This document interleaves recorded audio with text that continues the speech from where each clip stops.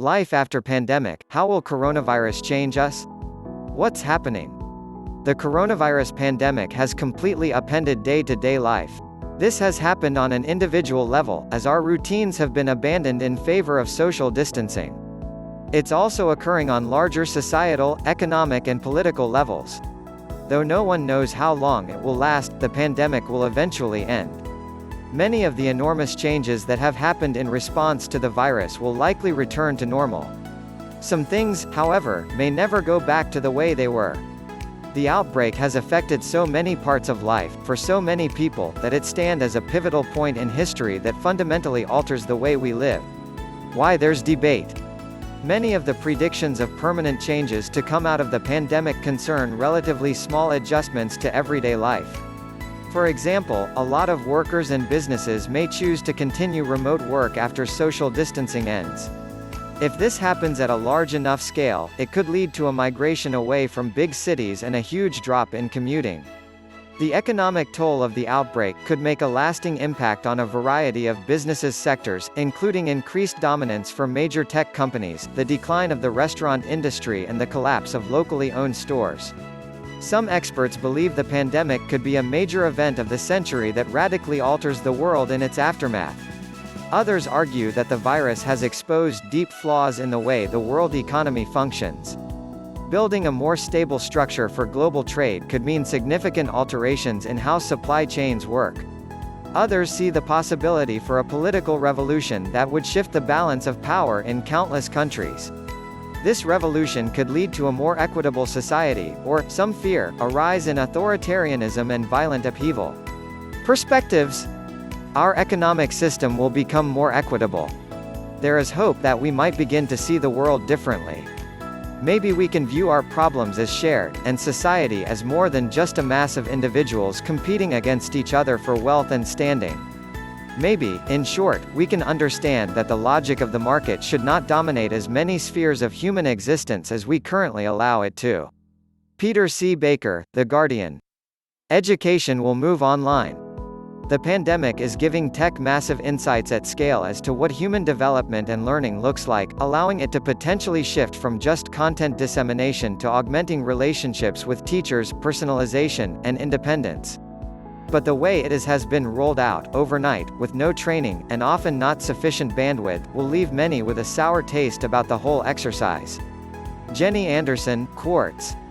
Previous crises have led to major political changes. The Social Security check that arrives each month.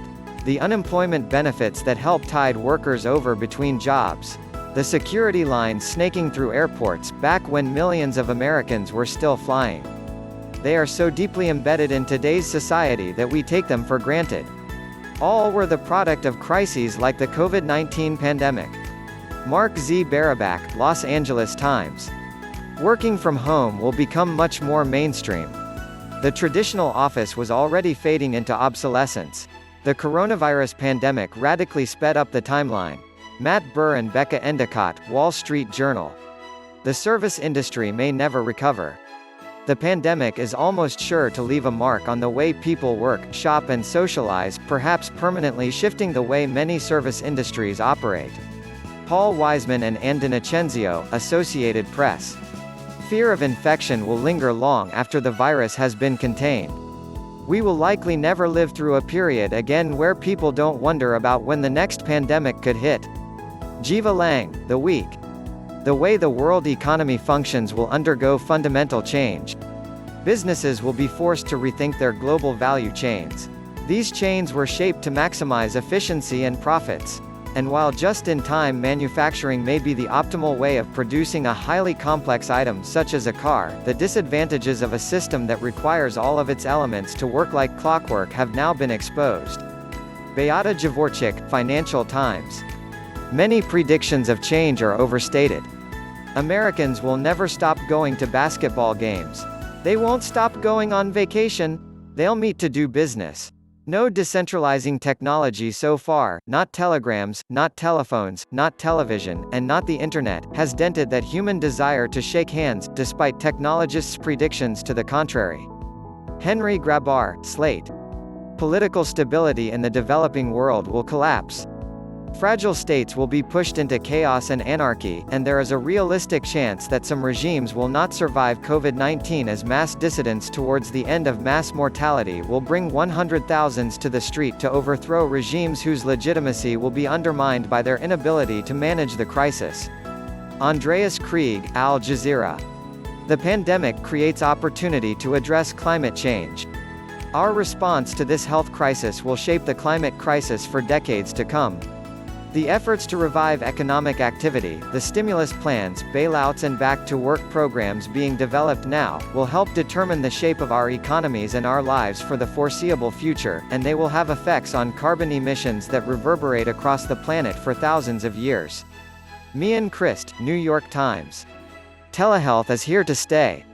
Technological platforms have been launched, providers trained, patients educated and appointments converted to video visits. It's an extraordinarily useful tool. Long after the pandemic subsides, its adoption could mean good things for the delivery of health care. Kimberly Goodzune and Heather Sautea, Washington Post. Authoritarianism will rise. In short, COVID-19 will create a world that is less open, less prosperous, and less free. It did not have to be this way, but the combination of a deadly virus, inadequate planning, and incompetent leadership has placed humanity on a new and worrisome path.